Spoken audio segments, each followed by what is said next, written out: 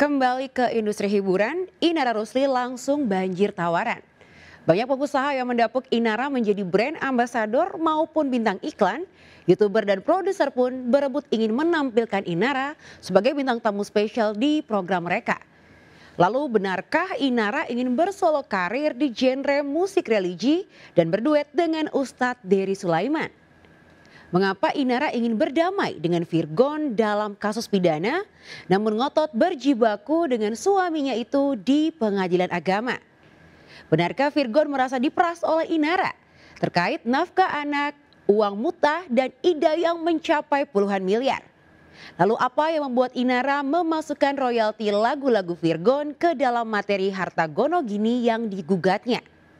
Berbeda dengan Inara Rusli, Inge Anugrah harus gigit jari terkait harta gono gini karena terlanjur membuat kesepakatan cerai tanpa mempersoalkan harta bersama yang didapat selama pernikahan dengan Ari Wibowo. Apakah Inge menyesal dengan keputusannya itu lantaran hakim menganggapnya tidak punya rumah dan penghasilan yang cukup untuk membesarkan anak-anaknya? Mengapa Inge rela kedua buah hatinya berada di bawah pengasuhan Ari? Bersama saya Maria Andromeda, kita akan mengulas kasus hukum dan drama perceraian yang membelit Inara Rusli dan Virgon Tambunan, serta Ari Wibowo dan Inge Anugrah. Pemirsa, inilah berita artis ternama Barista.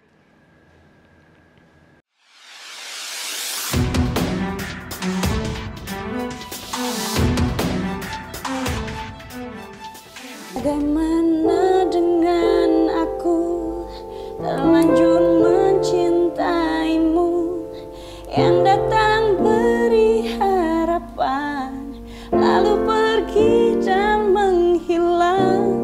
Ini kan urusan suami istri ya. Itu bener-bener kayak mentok aja nggak tahu musik kemana. Hancurkan namun.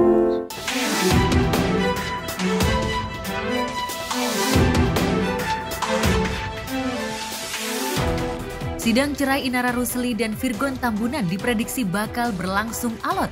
Seperti halnya sidang cerai Ahmad Dhani dan Maya Estianty 15 tahun silam.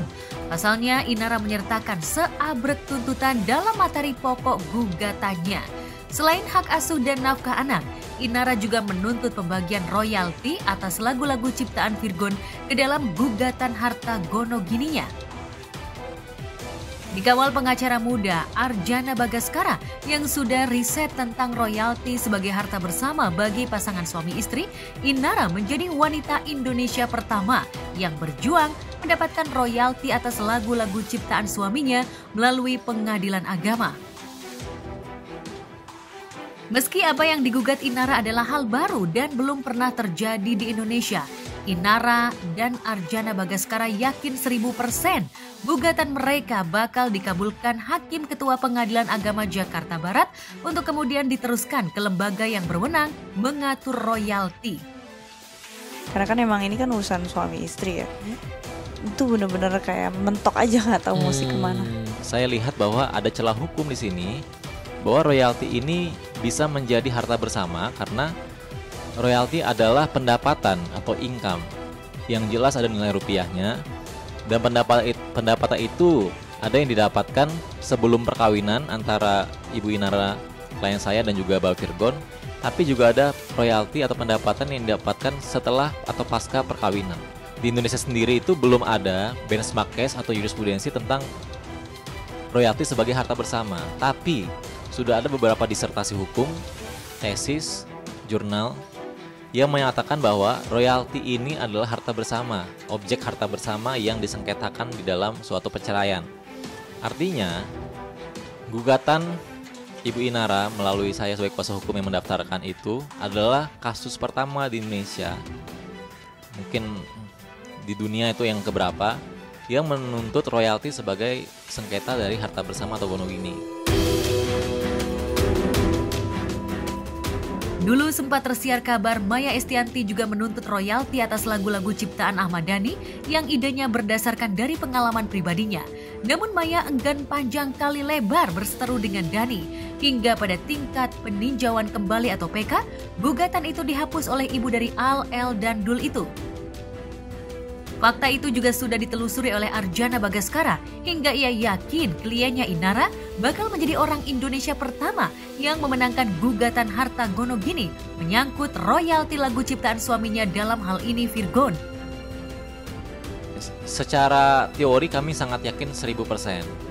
Tapi karena belum ada kasus hukum terkait dengan royalti ini dan belum pernah disengketakan, walaupun ada isu itu di dalam perkara antara Bapak Ahmad Dhani versus Ibu Maya Estianty terkait royalti. Tapi kan ternyata setelah saya cross check dalam putusan dari PA kemudian sampai dengan peninjauan kembali, ternyata royalti tidak masuk dalam objek sengketa. Jadi ini kasus pertama dan belum ada rujukan. Jadi ini kesempatan emas untuk majelis hakim yang mulia menciptakan hukum baru atau refinding, menemukan hukum.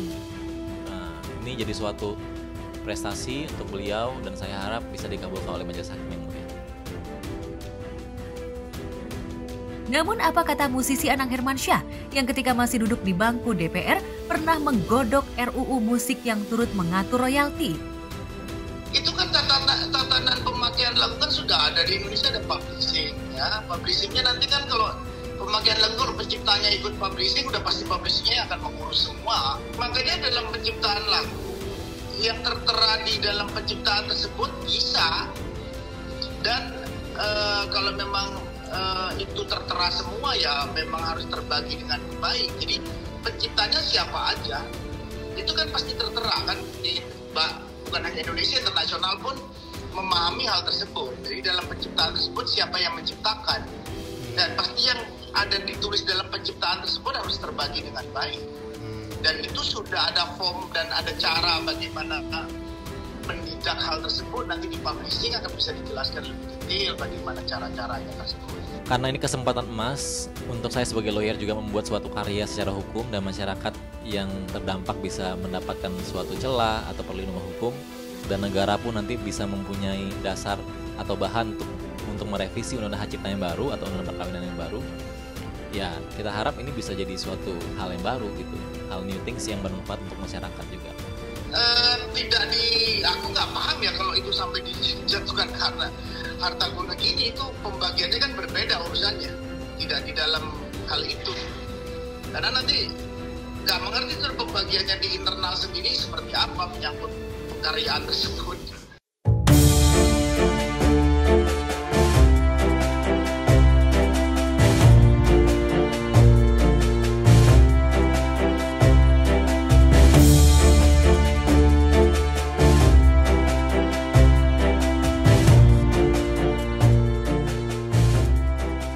Menikah dengan Virgon pada 14 Desember 2014, Inara turut berperan melahirkan mahakarya Virgon seperti Surat Cinta untuk Starla, Bukti, dan sejumlah lagu romantis yang bikin hati meleleh.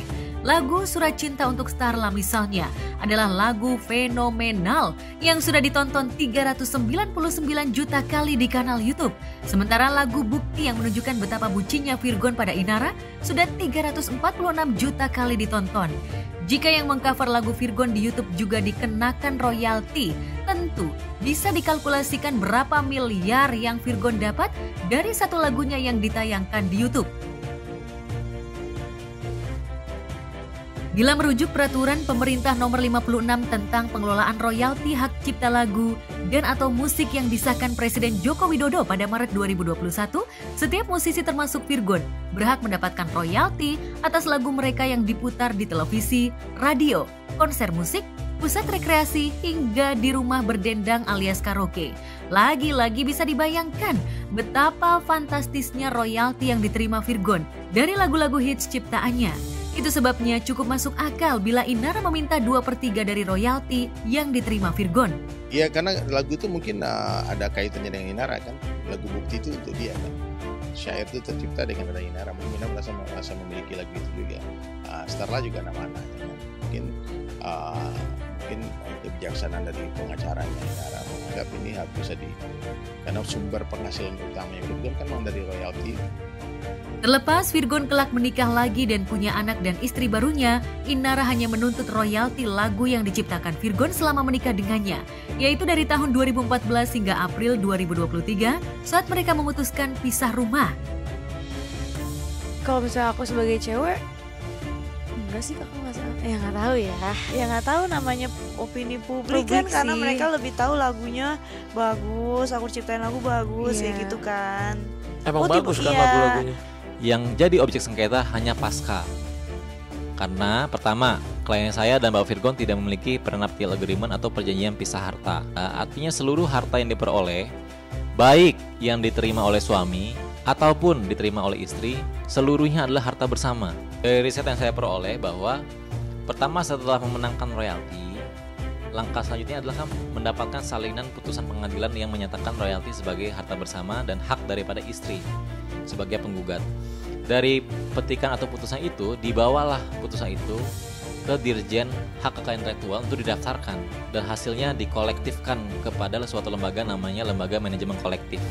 Kemudian di-sharing ke pemilik atau pencipta, nah, ataupun penerima manfaat dari suatu ciptaan itu. Nah, ketika sudah didaftarkan di Dirjen Haki, maka dari situlah ada kekuatan hukum setelah putusan untuk menjadi dasar untuk LMK mentransfer juga royalti itu kepada Ibu Inara. Gitu loh. Ini memang hal baru, new things yang masyarakat mungkin sangat kaget kok bisa royalti dibagi.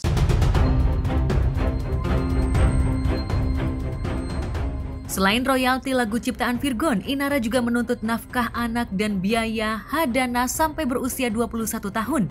Nafkah dan hadana adalah dua hal terpisah yang dituntut Inara. Jika nafkah anak termasuk biaya makan dan pendidikan, apa yang dimaksud biaya hadana anak? Jika Eva Manurung ibunda Virgon seolah menuding Inara istri materialistis karena menuntut nafkah 60 juta rupiah per bulan, bagaimana dengan nafkah anak dan biaya hadanah anak yang digugat Inara yang nilainya mencapai 110 juta per bulan? Ya jalan terus ini hidup ya kan, anak masih butuh sekolah, masih butuh biaya, kita kan Lagi kakak sendiri gitu ya. Kalau secara teori ya bisa-bisa aja kita bilang kan masih ada bapaknya.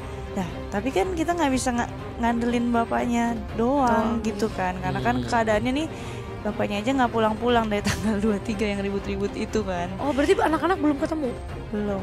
Kenapa nafkah anak ini diminta ya karena selain diatur dalam Konvensi Hukum Islam sebagai salah satu yang bisa diminta selain biaya hadonah yang jumlahnya sekitar 60 juta yang kita minta, tapi juga terkait nafkah anak ini 50 juta, jadi 60 untuk biaya hadonah dan juga nafkah anak 50 juta per bulan, jadi 110 juta per bulan sampai mereka masing-masing berusia 2 tahun.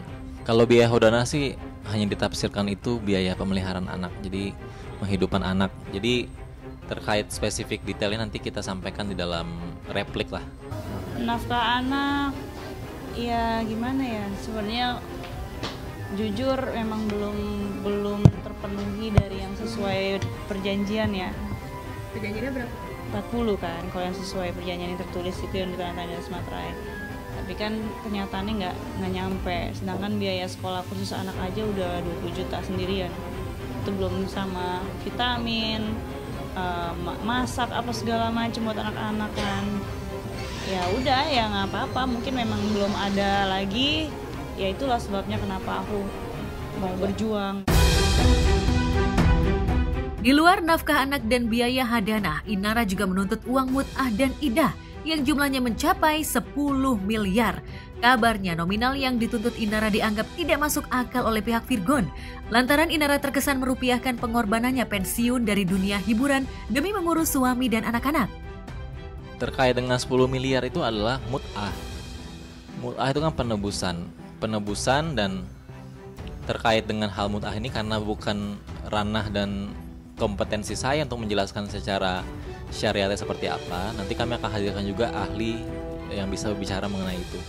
Tapi memang jumlahnya 10 miliar karena klien saya sejak menikah dengan Mbak Virgon kan di 2 tahun pertama pernikahan Lala sudah usia 2 tahun dan selalu dibawa ke lokasi syuting oleh Ibu Inara. Dari pertama nikah sampai punya Stella usia 2 tahun itu kan aku masih kerja, masih di entertain, jadi dia juga udah paham gitu. Ibu Inara memutuskan untuk menjadi ibu rumah tangga full tanpa ada aktivitas lainnya, dan ternyata dalam hubungan dan loyalitas ini walaupun memang di awal-awal ada keroyalan, tapi ternyata tidak loyal dari pihak sebelah sana. Karena tidak loyal ini kan menjadi sebuah hal yang cukup menyakitkan dan sangat kompleks lah.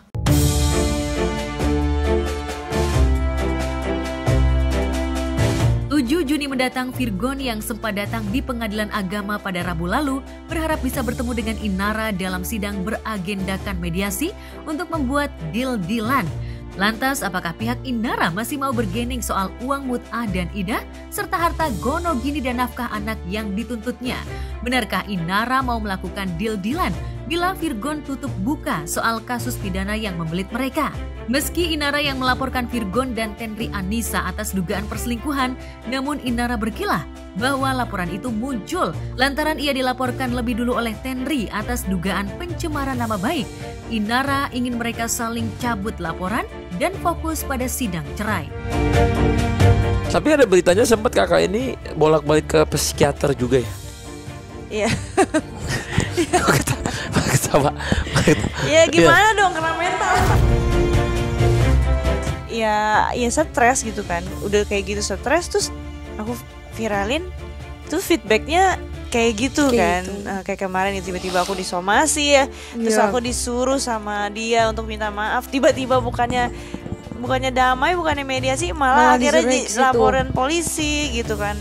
Aku merasakan kegundahannya. Satu sisi dia sudah dikhianati, dia diselingkuhin, kemudian sementara suaminya tidak membela dia, justru membela yang itu, suruh minta maaf.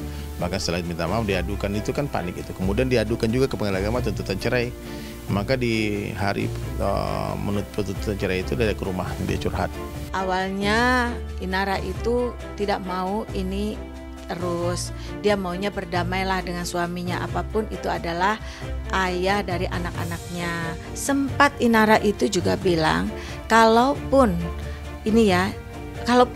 poligami, misal nih, bukan dengan yang ini, itu pilihan istri, dia bilang gitu. Kalaupun dia mau poligami, jadi segitu besarnya Inara ya mencintai suaminya sampai keinginan suaminya ingin berpoligami, dia mau mencarikan, tapi bukan selera suaminya gitu, dari dia gitu.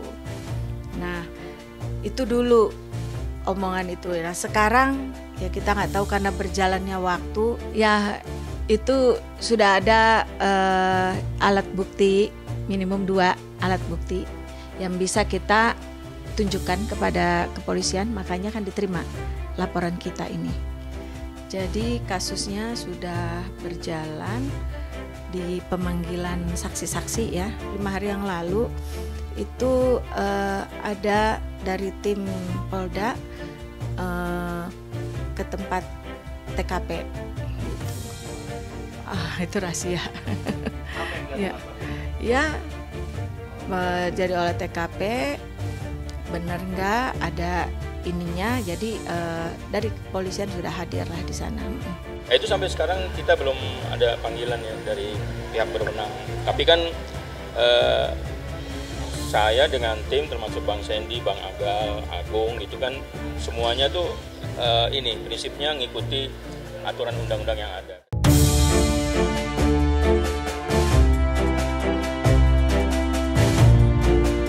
Keinginan Inara untuk berdamai dengan Virgon dan Tenri Anissa di kasus pidana sudah dimediasi oleh pengacara kondang Hotman Paris. Hotman Paris pun sudah berkomunikasi dengan Sandi Arifin selaku kuasa hukum Virgon, namun belum mendapat respon positif. Saya belum resmi jadi pengacaranya karena kedekatan saya dengan si Richard Lee. Saya diminta oleh Richard Lee untuk coba mediasi. Jadi saya udah telepon Sandi Arifin, tapi belum masih mengarah mulai. Saya usulkan agar udah deh sama-sama tarik LP masing-masing, cerai baik-baik, dan si Inara minta agar anak perwalian anak, hak asuh anak terhadap dia, tapi suami boleh berkunjung. Nah ini masih menunggu jawaban dari Sandi Arifin. Kita kan tidak mau berbalas pantun di media, jadinya kita apapun yang dipersangkakan atau apapun yang dibicarakan gitu lebih kepada lebih baik dia. Jadi Virgon tuh hanya selesai pada saat kemarin dia memberikan statement, dan nanti ketika mungkin setelah mediasi nanti ada waktunya ya mungkin teman-teman media kan bisa bertanya secara langsung kepada dia kenapa nggak mau berbalas pantun, itu aja.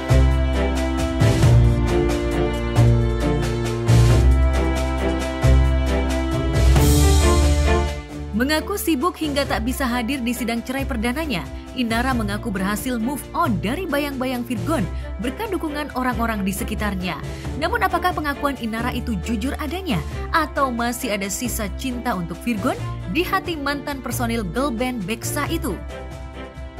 Kita kan harus paham bahwa naluri laki-laki itu kan memang selalu suka lihat yang indah-indah, ingin bosen, kayak ada rasa bosen gitu. Kita aja perempuan ada rasa bosen, ada kayak gitu, kayak udah bertahun-tahun nih berumah tangga, suka kok kayak hambar ya, apalagi laki-laki ya kan, apalagi laki-laki. Iya, ya itu kan sebenarnya pinter-pinter kita juga gitu untuk memupuk rasa itu kan. Cuman kalau misalkan emang udah nggak ada jalan lain nih, si lakinya sendiri udah nggak tahan nih, udah gatel banget.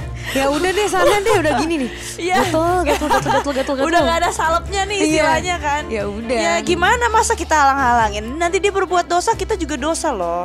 Pemirsa, kalau Bunda memperhatikan bahasa tubuhnya Inara itu ketika dia cerita ya gimana hambar, itu tubuhnya dari begini langsung tegap.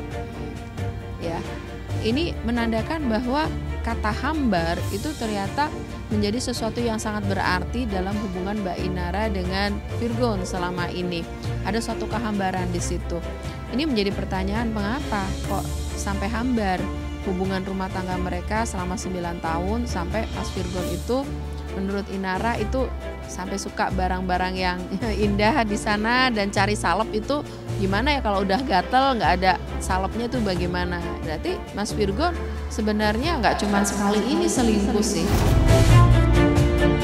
Mediasi ada, cuman kan karena aku juga sebenarnya honestly udah ditalak 3 kali secara lisan, secara agama. Kalau aku nanya ya sama ustadz gitu, udah nggak bisa harusnya kalau secara agama.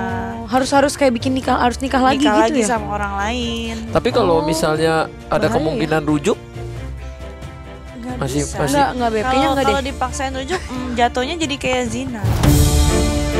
Ya, jadi kalau ditanya soal rujuk sama Virgon, enggak lah, Inara enggak ngelihat ada celah itu sama sekali, pemirsa. Inara nggak mungkin deh untuk balik lagi ya, meskipun ada mediasi dengan Virgon. Jangan melihat kejelekannya aja. Semua manusia tidak akan perfect ya kan. Ya, sejak membuka cadar, pamor Inara semakin cetar. Kecantikannya membius sejumlah pengusaha hingga tertarik menjadikannya brand ambasador produk kecantikan. Ia juga didaulat merepresentasikan produk busana muslimah syar'i, plus laris menjadi bintang tamu podcast YouTuber dan acara variety show di televisi. Sekarang orang katanya kalau mau endorse dia, antriannya bisa sebulan lebih. Tiap hari. Live TikTok, live IG, endorse di ini semua, ya rezeki lah. Ketika Allah tutup satu pintu rezeki, dibuka Allah tempat yang lain. Gak ada yang salah, tapi tujuan saya bukan itu. Tujuan saya itu adalah pada waktu itu untuk bantu Inara. Kita juga nggak pernah tahu akan jadi sebesar ini ya. Kalau menurutku, kalau ada yang bilang memanfaatkan kesempatan, menurutku juga nggak ada yang salah dari itu. Saya memanfaatkan kesempatan dari Inara, bukan dosa. Inara juga memanfaatkan viralnya masalah ini atau dari musibahnya tiba-tiba menjadi suatu kesempatan yang besar, itu menurutku juga nggak ada yang salah. Kalau masalah tiba-tiba dapat jackpot, viral, luar biasa, terkenal, saya pikir bukan hanya saya, semua brand-brand sekarang mencari Inara. Tapi benarkah Inara rindu kembali ke habitat lamanya dunia musik? Benarkah Inara akan merilis single religi dengan berduet dengan Ustadz Dery Sulaiman? Jadi mau lanjutnya ke nyanyi atau ke dunia entertainment ataupun kayak sosmed gitu, influencer gitu? Ya kalau bisa semuanya. Semuanya. Keren. Acting mau juga acting? Insya Allah. Berjuta senyum, berjuta cinta, warnai duniaku. Lihat aku sekarang.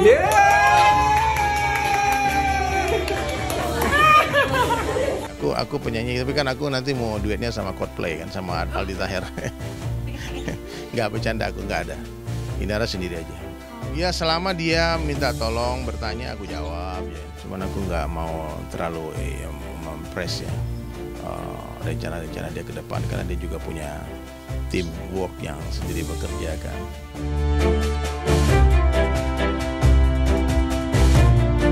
Tak cuma sebagai sahabat sekaligus guru spiritual Inara, Ustadz Dery Sulaiman juga dipercaya oleh kakak-kakak dan orang tua Inara untuk menyeleksi calon suami pengganti Virgon.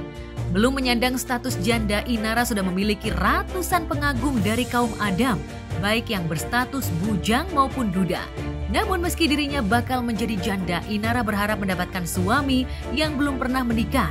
Apakah itu berarti Ariel Noah yang dijodoh-jodohkan netizen dengan Inara tidak masuk kriteria calon suami yang didambakan wanita bernama lengkap Inara Idola Rusli itu? Kalau Madam yang deketin, kalau itu sih udah Dery semua itu yang ngatur. Ustadz Dery. Ada yang ngedeketin gak sih? Tahu kalau udah Dery bilang 300 berapa orang, buset. Aku bilang itu lamaran kerja apa? Ini yang daftar di sini banyak banget. Yang daftar yang DM aku ada yang bilang aku udah mimpi, aku istiqorah, udah maju, istriku udah setuju jadi 02, aku sultan ini, aku dokter, macam-macam. Ya, di orang kan Inara sempat ngomong kalau urusan jodoh aku serahkan ke udah Dery aja, tanya aja katanya. Jadi orang pikir aku betul kan aku bukan walinya Inara.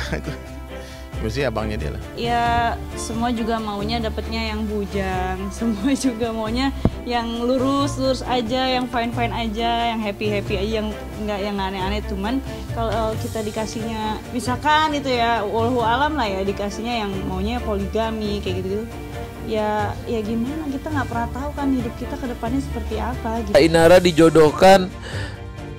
Nah ini Kak Inara Rusli dijodohkan dengan Ariel Noah. Nggak kenal. Berarti kalau kenal mau Kak. Iya. Enggak juga, enggak gitu. Oh, maksudnya gitu konsepnya. Oh, tapi trauma sama Enggak gitu. Enggak nolak Mas.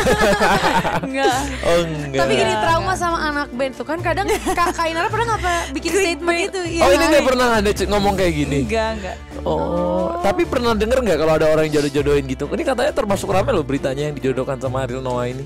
Nggak tahu, tiba-tiba nongol aja itu artikel. Tapi sempat kebaca.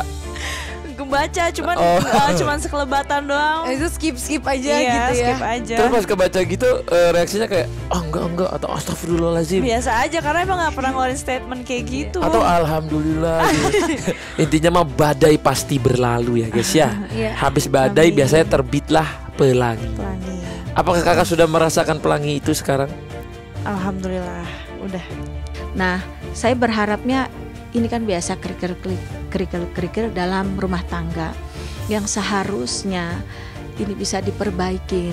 Janganlah kita ego dengan kata-kata ya mungkin sudah tidak cinta.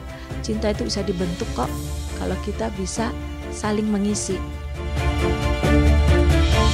Kisah inspiratif Inara sebagai pejuang Gonogini seolah berbanding terbalik dengan Inge Anugrah istri Ari Wibowo. Benarkah Inge yang tidak mendapatkan apa-apa dari pernikahannya dengan Ari, kini kebingungan mencari tempat tinggal? Apa yang dilakukan Inge untuk survive dari nelangsa hidupnya?